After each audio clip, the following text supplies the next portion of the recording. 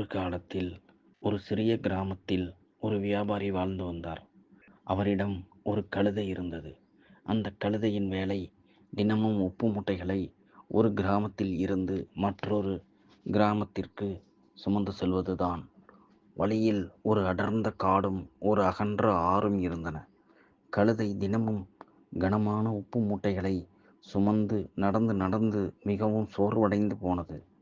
எவ்வளவு கடினமான வேலை! முதுகெல்லாம் வலிக்கிறதே! இதிலிருந்து தப்பிக்க ஏதாவது வழி இல்லையா என்று அது அடிக்கடி நினைத்தது. ஒரு நாள் வழக்கம் போல உப்பு மூட்டைகளை சுமந்து செல்லும்போது ஆற்றைக் கடக்க முயன்ற சமயம் கழுதை தவறி ஆற்றில் விழுந்தது. உப்பு மூட்டைகள் தண்ணீரில் நனைந்து கரைந்து போயின. அதனால் சுமை மிகவும் எளிதானது. இதைக் கண்ட கழுதைக்கு மிகுந்த மகிழ்ச்சி ஏற்பட்டது. அப்பாடா! கடவுள் நல்வழி காண்பித்து விட்டார் என்று அது மனதில் நினைத்து கொண்டது. அடுத்த நாளிலிருந்து ஆற்றை அடையும் ஒவ்வொரு முறையும் கழுதை வேண்டுமென்றே ஆற்றில் விழுந்தது.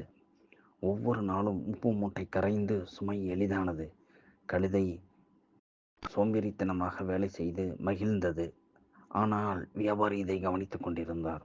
இந்த கழுதை தன்னை ஏமாற்றுகிறது என்று அவர் புரிந்து கொண்டார். அடுத்த நாள் வியாபாரி உப்புக்கு பதிலாக மணல் மூட்டைகளை கழுதையின் முதுகில் ஏற்றினார். இதை அறியாத கழுதை வழக்கம் போல ஆற்றில் சந்தோஷமாக குதித்தது.